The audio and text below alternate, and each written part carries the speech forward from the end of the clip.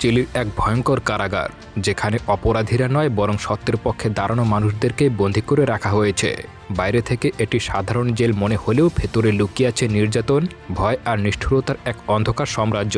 এখানে প্রতিটা দিন মানে বেঁচে থাকার লড়াই, আর প্রতিটা রাত মানে অনিশ্চিত মৃত্যুর অপেক্ষা। এই নরকসম জায়গার মাঝেই দাঁড়িয়ে আছে লিওন। সে একজন সাধারণ মানুষ, কিন্তু তার ভেতরে জ্বলছে মুক্তির অদম্য আগুন। সে জানে এখানে থাকলে ধীরে ধীরে সবাই মারা যাবে, তাই সে ভাবতে শুরু করে এখান থেকে পালাতেই হবে।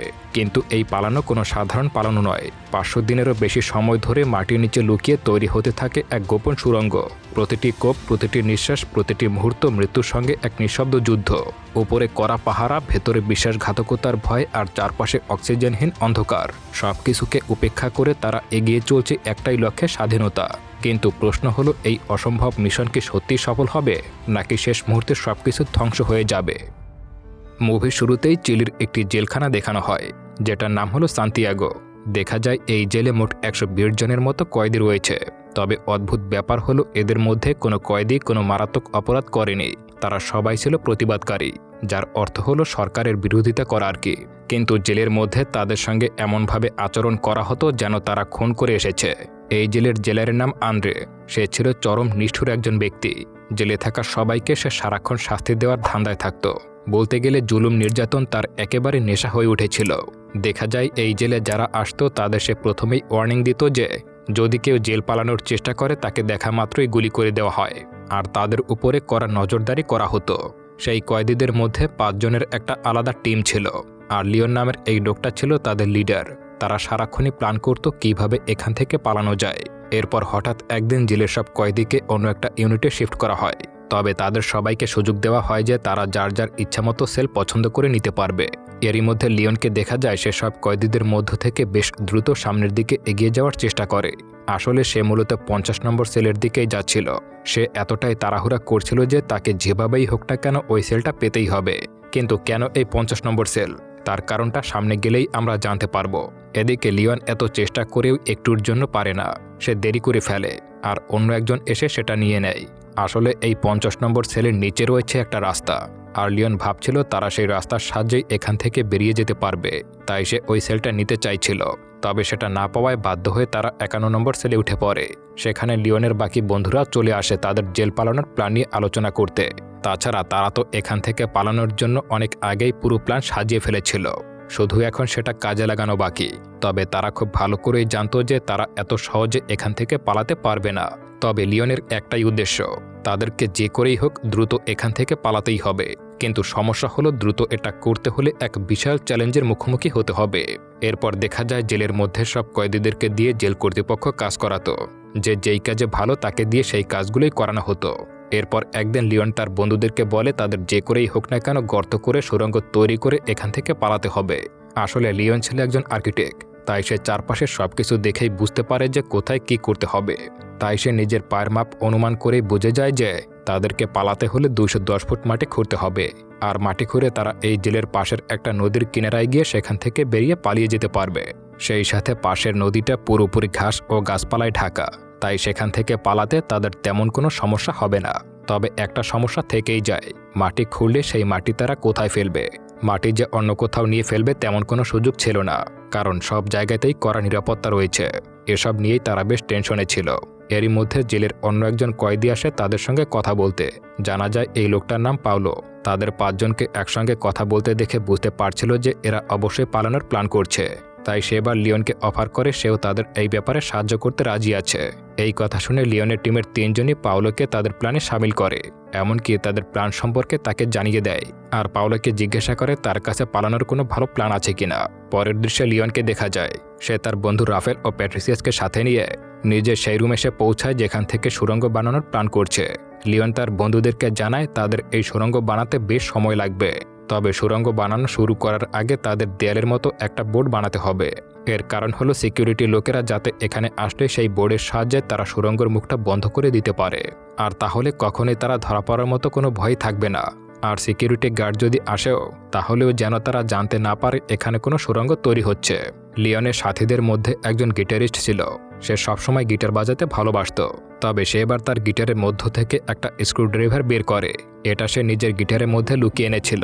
এরপর লিওন সেই স্ক্রুড্রাইভার দিয়ে ছাদ ছিদ্র করতে শুরু করে, কিন্তু দুর্ভাগ্যবশত ছাদের একটা অংশ ভেঙে তাদের গায়ের উপরে পড়ে যায় এবং সেখানে বড় রকমের একটা গর্ত হয়ে যায়। এসব দেখে তারা সবাই ঘাবড়ে যায়। আতঙ্কে রাফেল বলে ওঠে, আমাদের দ্রুত এই গর্তটাকে বন্ধ করতে হবে। যদি কোনোভাবে সিকিউরিটি গার্ডরা এসে দেখে ফেলে তবে আমরা শেষ। তবে লিওন সবাইকে শান্ত করে। সে জানায় তাদের ডিম জোগাড় করতে হবে এবং সেগুলোর সাহায্যে একটা মিশ্রণ বানিয়ে এই ভেঙে যাওয়া জায়গায় প্লাস্টার করে দিতে হবে, তাহলে গর্তটা পুরোপুরি বন্ধ হয়ে যাবে। এই কথা শুনে সবাই লিওনের কথা মতো কাজ করতে লেগে পড়ে, কারণ বাঁচতে হলে গার্ডরা আসার আগেই এটা ঠিক করতে হবে। তারা যেন ঠিকমতো কাজ করতে পারে সেজন্য তাদের সেই গিটারিস্ট বন্ধু বাইরে গিয়ে গিটার বাজিয়ে গান গাইতে শুরু করে এবং বাইরে সবার মনোযোগ অন্যদিকে সরানোর চেষ্টা করে। তবে হঠাৎ করে গিটারিস্ট নিজের গিটারের সুর বদলে ফেলে, যেটা ছিল তাদের সংকেত দেওয়ার ভাষা। আসলে সুর বাজিয়ে সে বন্ধুদেরকে বিপদের সংকেত পাঠাচ্ছিল। দেখা যায় একজন সিকিউরিটি গার্ড লিওনের ছেলের দিকে এগিয়ে আসছে, আর তাকে দেখে সে বন্ধুদেরকে সাবধান করেছিল। অন্যদিকে সেলের ভেতরে সবাই মিলে দ্রুত কাজ চালিয়ে যায়। তারা ডিম জোগাড় করে ঘষে বালু আর সিমেন্ট মিশিয়ে একটা মিশ্রণ বানিয়ে ফেলে। সেই মিশ্রণের প্রলেপ ছাদের ভাঙা অংশে লাগিয়ে দেয় আর তার উপরে একটা পোস্টার টাঙিয়ে দেয়। তার কাজ শেষ হতে না হতেই সিকিউরিটি গার্ড এসে সেখানে হাজির হয় এবং পুরো সেল চেক করতে শুরু করে। হঠাৎ একজনের চোখ পড়ে উপরে থাকা সেই পোস্টারের দিকে। সে পোস্টারটি খোলার জন্য উপরে ওঠে, কিন্তু তখনই তাদের অফিসার বাইরে থেকে ডাক দেয় এবং পোস্টারটি না খুলে সেখান থেকে চলে যায়। আর এই যাত্রায় লিওন এবং তার সঙ্গীরা কোনো মতে বেঁচে যায়। কিন্তু বিপদ এখানেই শেষ নয়। এখান থেকে পালাতে গেলে তাদের এমন আরও অনেক বিপদের সম্মুখীন হতে হবে। প্রথমেই তাদের নিচতলা থেকে সুড়ঙ্গ খোঁড়া শুরু করতে হবে, আর সেই সাথে দেয়াল ঢাকার জন্য আগে থেকেই একটা ব্লক বানাতে হবে, যাতে করে রোজ সুড়ঙ্গের কাজ করার পর সেটা দিয়ে মুখটা ঢেকে রাখা যায়। এরপর তারা প্রাণ মতো বিভিন্ন জিনিসের সাহায্যে একটা ব্লক তৈরি করে ফেলে। সেই ব্লকের মাপে তারা নির্দিষ্ট জায়গাটি কাটতে শুরু করে এবং এবার জেল পালানো সুড়ঙ্গ তৈরি করার কাজ শুরু করে দেয়। তবে হঠাৎ করেই সেখানে একজন সিকিউরিটি গার্ড চলে আসে, কিন্তু গার্ড আসার আগে লিওন ও বাকি বন্ধুরা সুড়ঙ্গের মুখটা ব্লক দিয়ে আটকে দেয় এবং স্বাভাবিকভাবে কাজ করতে শুরু করে। গার্ডের চোখে সন্দেহের কিছু না পড়ে সে সেখান থেকে চলে যায়। এরপর তারা আবারও কাজে মন দিতে শুরু করে, তবে শব্দ যাতে বাইরে না যায় সেজন্য তারা রেডিওর ভলিউম বাড়িয়ে দেয়। এরপর একটু একটু করে দেয়ালটির ব্লকের আকার অনুযায়ী ভাঙতে শুরু করে দেয়। সব ঠিকঠাক চললেও সবার ভেতরে একটা ভয় কাজ করছিল। তাদেরকে আরও সতর্কতার সঙ্গে কাজ করতে হবে, কারণ যে কোনো সময় গার্ডরা চেক করতে আসতে পারে।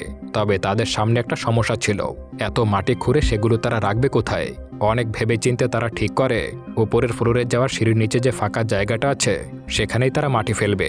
সেই মতো তারা ছাদের প্লাস্টারে রাখা অংশ দিয়ে ওপরের ফাঁকা জায়গায় গিয়ে মাটি রাখা শুরু করে দেয়। কোনো রকমের বড় সমস্যা ছাড়াই তাদের কাজ ধীরে ধীরে এগিয়ে যেতে শুরু করে। এভাবে জেলে তাদের 59 দিন পার হয়ে যায়। সুড়ঙ্গ খোঁড়ার কাজটা তাদের খুব সাবধানে করতে হতো। তাদের গিটারিস্ট বন্ধু বাইরে নজরদারি করার জন্য গান গাইতে শুরু করত এবং গার্ড আসতে দেখলে তাদেরকে সংকেত দিত। জেলে অস্কার নামের একজন কয়েদি ছিল, যে হঠাৎ করে লিওন আর তার 5 বন্ধুর উপর সন্দেহ করতে শুরু করে, কারণ এই 5 জন রোজ একই নিয়মে কাজ করে যেত। এদিকে লিওন সুড়ঙ্গের ভিতরে ঢুকে গভীরতা মাপতে গিয়ে হতাশ হয়ে পড়ে, কারণ এতদিন কষ্টের পর তারা মাত্র সামান্য নিচ পর্যন্ত পৌঁছাতে পেরেছে। লিওন অন্যদের জানায় এই কাজ দ্রুত করতে হলে তাদের আরও লোক দরকার, নয়তো সুড়ঙ্গ বানাতে কয়েক বছর লেগে যাবে। একদিন মাটি ফেলতে যাওয়ার সময় একজন সিকিউরিটি গার্ড একজনকে প্রায় ধরেই ফেলছিল, কিন্তু সে বুদ্ধিমত্তার সঙ্গে বেঁচে যায়। এরপর লিওন জেলের আরও কিছু কয়েদিকে ডেকে এনে নিজের প্রাণ জানায়। সে সুড়ঙ্গটি দেখিয়ে বলে, যদি তোমরা পালাতে চাও তবে আমাদের সুড়ঙ্গ খুঁড়তে সাহায্য করো। সবাই মিলে কাজ করলে আমরা খুব তাড়াতাড়ি জেল থেকে পালাতে পারবো। এসব শুনে ওই কয়েদিরাও লিওনকে সাহায্য করতে রাজি হয়ে যায়, কারণ তাদের মধ্যে এমন একজন ছিল যাদের ফাঁসির সাজা হয়েছিল। এভাবেই কাজ এগিয়ে চলে এবং দেখতে দেখতে 149 দিন পার হয়ে যায়। সেদিন হঠাৎ লিওন ও বাকিরা রেডিওতে শুনতে পায় যে চিলিতে খুব শীঘ্রই একনায়কতন্ত্র শেষ হতে চলেছে, কারণ সাধারণ জনগণ সরকারের বিরুদ্ধে বিদ্রোহ শুরু করে দিয়েছে। তারা গণতন্ত্র চায়। তবে ওই কয়েদিদের মধ্যে এমন কয়েকজন ছিল যারা গণতন্ত্র চায় না। তারা ভাবতে শুরু করে বর্তমান সরকারই ঠিক আছে, তাই তারা দ্রুত এই জেল থেকে পালাতে চায়। আর যারা এইসব নিয়ে আগে থেকে চিন্তাভাবনা করছিল তারা এখন এখান থেকে বের হওয়ার জন্য আগের চেয়ে দ্বিগুণ পরিশ্রম শুরু করে দেয়। এবার সবাই পালা করে 2 ঘন্টা করে কাজ চালিয়ে যায়। সবাই দিনরাত এক করে শুধুমাত্র বেরোনোর জন্য পরিশ্রম করেই যাচ্ছিল। তবে একদিন তারা সেই সুড়ঙ্গের পাশে আরও একটা গর্ত করে, যাতে খোঁড়া মাটিগুলো সেখানেই রাখা যায়, কারণ দিনের পর দিন মাটি নিয়ে উপরে যাওয়াটা তাদের জন্য ঝুঁকিপূর্ণ হয়ে উঠেছিল। এভাবে তাদের কাজ আরও দ্রুত গতিতে এগিয়ে যাচ্ছিল। আর প্ল্যান মতো কাজ করতে করতে তারা সুড়ঙ্গটা অনেকটাই লম্বা করে ফেলেছে। তবে একদিন হঠাৎ করেই অস্কার নামের সেই লোকটা লিওনদের সঙ্গে এসে দেখা করে। সে জানায় যে সে জানে তারা সুড়ঙ্গের কাজ করছে। অস্কার জানায় সেও তাদের সঙ্গে সুড়ঙ্গ খোঁড়ার কাজ করতে চায়। লিওনও অস্কারকে তাদের সঙ্গে নিয়ে নেয়। এভাবে 5 জনকে নিয়ে শুরু হওয়া জেল পালানোর মিশন এখন অনেক বড় হয়ে যায়। কিন্তু হঠাৎ একদিন লিওন তার বন্ধুদেরকে জানায় তাদের বাইরে বেরোনোর জন্য বাইরে থাকা কারো সাহায্যের প্রয়োজন হবে, নয়তো সুড়ঙ্গ তৈরি হলেও তারা কেউ বাইরে থেকে পালাতে পারবে না। এরপর লিওন রাফেলকে তার স্ত্রীর কথা বলে। সে জানায় তাদের এখন একজনের সাহায্য খুবই প্রয়োজন এবং তারা রাফেলের স্ত্রীকে বিশ্বাস করে সাহায্যের কথা বলতে পারে। রাফেলও তার কথায় একমত হয়ে যায়। এভাবে দেখতে দেখতে 182 দিন পার হয়ে যায়। একদিন দেখা যায় সেই জেলে সব কয়েদিদের আত্মীয়রা এসেছে দেখা করতে। সেখানে রাফেলের স্ত্রীকেও দেখা যায়। রাফেল সুযোগ বুঝে তার স্ত্রীকে তাদের পালানোর পুরো প্ল্যানটা জানিয়ে দেয় এবং তাকে সাহায্য করতে বলে। তবে সে তার স্ত্রীকে আলাদা করে বলে দেয় যে সে যেন সেই লোকগুলোর কাছে গিয়ে সাহায্য চায় যাদের সাথে রাফেল আগে প্রতিবাদ করেছিল। এরপর তারা আবারও সুড়ঙ্গ খোঁড়ার কাজ এগিয়ে নিয়ে যেতে শুরু করে। এমনকি আবারও বেশ কিছুদিন পার হয়ে 205তম দিন চলে আসে। দেখা যায় লিওনের সেই গিটারিস্ট বন্ধু যখন সুড়ঙ্গ খুঁড়ছিল তখন বাইরে থেকে সিকিউরিটি গার্ড হঠাৎ করে ভেতরে ঢুকে পড়ে এবং সবার সেল চেক করতে শুরু করে। এটা দেখে লিওন দ্রুত সেলে চলে যায়। সে সবাইকে ইশারায় বোঝাতে থাকে যে তাদেরকে বের হতে হবে, কিন্তু এত তাড়াতাড়ি সবকিছু গুছিয়ে নেওয়া সম্ভব হবে না। এটা বুঝতে পেরে রাফেল একজন গার্ডকে ধাক্কা মেরে বসে। এতে পুলিশ আর বাকি কয়েদিদের মধ্যে হঠাৎ করে হাতাহাতি শুরু হয়ে যায়। পুলিশ রেগে তাদের উপরে খারাপভাবে মারতে শুরু করে। তবে এই ঝামেলার সুযোগ নিয়ে লিওন ও তার বাকি সঙ্গীরা দ্রুত তাদের সেল গুছিয়ে ফেলে এবং সবকিছু আগের মতো সেট করে দেয়। সব ঠিকঠাক করে তারা যখন বাইরে আসে তখন দেখতে পায় সব কয়েদিকে জামা কাপড় খুলে কড়া রোদে হাঁটু গেড়ে বসে রাখা হয়েছে। আর তাদের এই শাস্তি দিয়েছে জেনারেল আন্দ্রে। সিকিউরিটি গার্ডের উপর হামলা হয়েছে বলে তাদের এই শাস্তি দেওয়া হয়েছিল। এই আন্দ্রে ছিল ভীষণ চালাক। সে কয়েদিদের এমন ব্যবহারে সন্দেহ করতে থাকে যে হয়তো তারা কোনো ঝামেলা পাকানোর প্ল্যানে আছে। তবে সে বুঝে উঠতে পারছিল না যে আসলে প্ল্যানটা কি। তারা আজ কোনোভাবে রাফেলের বুদ্ধিমত্তার কারণে এই যাত্রায় বেঁচে গিয়েছিল। অন্যদিকে রাফেলের স্ত্রী রাফেলের কথা মতো সেই টিমের সঙ্গে গিয়ে দেখা করে যাদের সাথে রাফেল আগে কাজ করেছিল। সেখানে গিয়ে সে একজনের কাছে জেল পালানোর পুরো বিষয়টা জানায় এবং সাহায্য চায়, কিন্তু সেই লোকটা রাফেলের স্ত্রী মুখের উপরে না করে দেয় এবং বলে তারা নিজেদেরকে এসবের মধ্যে জড়াবে না। সেখান থেকে কোনো সাহায্য না পেয়ে রাফেলের স্ত্রী সোজা চলে যায় রাফেলের বাবার কাছে। রাফেলের স্ত্রী তাকে সব খুলে বলে। এসব জানতে পেরে তিনিও বুঝতে পারেন যে তার ছেলের তার সাহায্য খুবই দরকার। এরপর রাফেলের বাবা রাফেলের স্ত্রীকে সাথে নিয়ে একজনের সাথে গিয়ে দেখা করে। এই লোকটা ছিল রাফেলের আগের অপারেশনের সহকর্মী। লোকটা রাফেলের বাবাকে আশ্বস্ত করে বলে যে সে এমন কিছু লোকদেরকে চেনে যারা রাফেলদেরকে সাহায্য করতে পারবে। সে যে কোনোভাবে রাফেলকে সাহায্য করার প্রতিশ্রুতি দেয়। এদিকে জেলের মধ্যে রাফেলরা তখনও সুড়ঙ্গের কাজ চালিয়ে যাচ্ছিল। দেখা যায় তাদের এই কাজ করতে 392 দিন পার হয়ে গেছে। মাপ অনুযায়ী সুড়ঙ্গ এখন অনেকটাই লম্বা হয়ে গেছে। তবে এত গভীর সুড়ঙ্গ হওয়ার কারণে একজন কয়েদি সেখানে অজ্ঞান হয়ে পড়ে যায়। রাফেল সেখানে থাকার জন্য লোকটা কোনো মতে প্রাণে বেঁচে যায়। সে তাকে টেনে বাইরে নিয়ে আসে। এতে তাদের সামনে আরও একটা সমস্যা এসে দাঁড়ায়, আর সেটা হলো অক্সিজেনের অভাব। সুড়ঙ্গ অনেক গভীর হওয়ার কারণে সেখানে অক্সিজেনের সংকট দেখা দিয়েছিল। তাদের এখন কোনোভাবে অক্সিজেন সরবরাহের ব্যবস্থা করতে হবে। এরপর জেলের এমন একজন কয়েদিকে দেখতে পাওয়া যায় যে খুব ভালো ইলেকট্রিশিয়ানের কাজ জানত। এখন সেই তাদের অক্সিজেনের ব্যবস্থা করতে পারবে। রাফেল সেই লোকটার কাছে গিয়ে প্রস্তাব দেয় এবং সব জানতে পেরে সেই লোকটা তাদেরকে সাহায্য করার জন্য রাজি হয়ে যায়। এরপর সেই লোকটা রাফেলের সঙ্গে সেই সুড়ঙ্গে যায়। সেখানে গিয়ে সে সুড়ঙ্গে একটা মেশিন লাগিয়ে সেটার সাহায্যে ফ্যান সেট করে দেয়। তারপর একটা পলিথিনের ব্যাগে বাতাস ভরে পাইপের সাহায্যে সুড়ঙ্গের ভেতরে অক্সিজেনের সরবরাহ করার ব্যবস্থা করে দেয়। এরপর আবারও তাদের কাজ পুরোদমে এগিয়ে যেতে শুরু করে। এভাবে 413তম দিন চলে আসে, কিন্তু তখনও তাদের অনেকটা খোঁড়া বাকি ছিল। এরই মধ্যে একদিন জেনারেল একজন কয়েদিকে ডেকে আনে, যার নাম ছিল বিট। সে বিটকে নিজের সন্দেহের কথা বলে এবং জিজ্ঞাসা করে কয়েদিরে লুকিয়ে কোনো প্ল্যান করছে কিনা।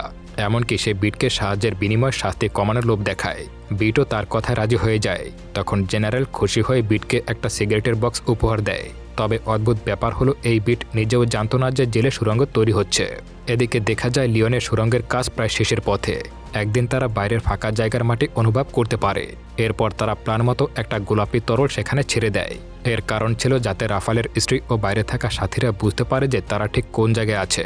পরদিন রাফালের বাবা জেলে দেখা করতে এসে জানায় যে তারা যে পর্যন্ত সুড়ঙ্গ করেছে তার লক্ষ্য থেকে এখনও 42 ফুট দূরে। এই কথা জানিয়ে সে সেখান থেকে চলে যায়। এরপর সবাই আবারও সুড়ঙ্গ খোঁড়ার কাজ শুরু করে দেয়। এভাবে 559তম দিন চলে আসে। তবে একদিন হঠাৎ করেই সুড়ঙ্গ খোঁড়ার সময় সেখানে ভূমিকম্প হতে শুরু করে। এতে পুরো জেলের দেয়াল থরথর করে কাঁপতে শুরু করে। লিওন এসব উপেক্ষা করে দ্রুত সুড়ঙ্গ দেখতে চলে যায়, কারণ সে ভয় পেয়েছিল যে তাদের সুড়ঙ্গের কোনো ক্ষতি হয়নি তো। তবে ভাগ্যবশত তাদের এতদিনকার পরিশ্রম বিফলে যায়নি, সুড়ঙ্গটি ঠিকঠাক মতোই ছিল। এরপর একদিন লিওন জেলের একজন শারীরিক প্রতিবন্ধী কয়েদির সঙ্গে দেখা করে এবং তাকেও তার সঙ্গে যাওয়ার কথা বলে। কিন্তু যেহেতু সে হুইলচেয়ারে ছিল, তাই সে জীবনে সব আশা ছেড়ে দিয়েছিল। সে কিছুতেই লিওনের কথা মানতে পারছিল না। সে লিওনকে বলে, তোমরা দ্রুত এখান থেকে পালিয়ে যাও, কিন্তু আমি তোমাদের সঙ্গে যেতে পারবো না। টানা 567 দিন পরিশ্রমের পর অবশেষে তাদের সুড়ঙ্গ তৈরি হয়ে যায়। এবার তাদের পালানোর পালা। তারা পালানোর দিন ঠিক করে। পালানোর দিন দেখা যায় জেলের সব কয়েদি একসঙ্গে বসে টিভি দেখছে। যারা সুড়ঙ্গ তৈরিতে সাহায্য করেছিল তারা একে একে সেখান থেকে বের হতে শুরু করে। সবাই টিভি দেখায় মগ্ন ছিল বলে কেউ তাদেরকে সন্দেহই করেনি। সুড়ঙ্গের ভেতরে তখন 50 জন কয়েদিকে দেখা যায়, যারা লাইন দিয়ে এগিয়ে যাচ্ছিল। সবার প্রথমে ছিল রাফেল। এদিকে বাকি কয়েদিদের সঙ্গে বিটো সেখানে বসে টিভি দেখছিল। হঠাৎ করে সে লক্ষ্য করে রাফেল সহ আরও বেশ কিছু কয়েদি সেখানে নেই। এটা দেখে তার সন্দেহ হয় এবং সে দৌড়ে রাফেলের ছেলের দিকে এগিয়ে যায়। এরই মধ্যে হুইলচেয়ারে থাকা সেই লোকটা তার সামনে এসে পড়ে এবং তাকে আটকানোর সর্বোচ্চ চেষ্টা করে, কিন্তু শারীরিক অবস্থার কারণে সে পেরে ওঠে না। বিট সোজা সেই সেলে ঢুকে পড়ে। সেখানে গিয়ে সে শুধু অস্কারকে দেখতে পায়, কারণ বাকিরা ততক্ষণে সুড়ঙ্গে ঢুকে পড়েছে। বিটকে চলে আসতে দেখে অস্কার ভয় পেয়ে যায় এবং তার সঙ্গে হাতাহাতি শুরু করে দেয়। সে কিছুতেই তাদের এতদিনকার পরিশ্রম নষ্ট হতে দিতে চাইছিল না। অনেকক্ষণ মারামারির পর অস্কার বিটকে অজ্ঞান করে ফেলে। তবে এই ধস্তাধস্তির কারণে অস্কার নিজেও বেশ অসুস্থ হয়ে পড়ে, যে কারণে সে আর ভেতরে যেতে পারে না। অন্যদিকে রাফেলের স্ত্রী ও বাকিরা মিলে একে একে সবাইকে সুড়ঙ্গ থেকে বের করতে শুরু করে। সেখানে সবার জন্য জামা কাপড় আর পালানোর বাস রেডি ছিল। তবে অস্কারকে দেখতে না পেয়ে সবাই ওর জন্য অপেক্ষা করার সিদ্ধান্ত নেয়। ওদিকে জেলের ভিতরে হুইলচেয়ারে বসে থাকা সেই লোকটা বাকি কয়েদিদেরকে সুড়ঙ্গের কথা জানিয়ে দেয় এবং তাদের সবাইকে বলে, তোমরা পালিয়ে যাও। এই কথা জানতে পেরে বাকি কয়েদিদের মধ্যেও পালানোর জন্য শোরগোল শুরু হয়ে যায়। এর মধ্যেই সিকিউরিটি গার্ডরা সেখানে চলে আসে এবং সেলের ভেতরে সুড়ঙ্গটি দেখতে পায়। তারা এসেই কয়েদিদেরকে ধরে মারতে শুরু করে। তবে তার মধ্যেই কিছু কয়েদি সেখান থেকে পালাতে সক্ষম হয়, কিন্তু অস্কার আর সামলাতে পারে না। পুরো জেলে সাইরেন বেজে ওঠে। সাইরেন শুনে সবাই বুঝে যায় যে গার্ডরা সবকিছু জেনে গেছে, তাই তাদেরকে দ্রুত পালাতে হবে। সবাই নিজেদের নতুন ভবিষ্যতের উদ্দেশ্যে বেরিয়ে পড়ে, কিন্তু অস্কার থেকে যাওয়ার কারণে সবাই বেশ হতাশ হয়ে পড়ে। ওদিকে অস্কারের সব স্বপ্ন জেলের মধ্যেই চাপা পড়ে যায়। আর এভাবেই মুভিটা এখানেই শেষ হয়ে যায়। তো বন্ধুরা, কেমন লাগলো গল্পটি অবশ্যই কমেন্ট করে জানাবেন। ভিডিওটিতে লাইক করে চ্যানেলটি অবশ্যই সাবস্ক্রাইব করবেন।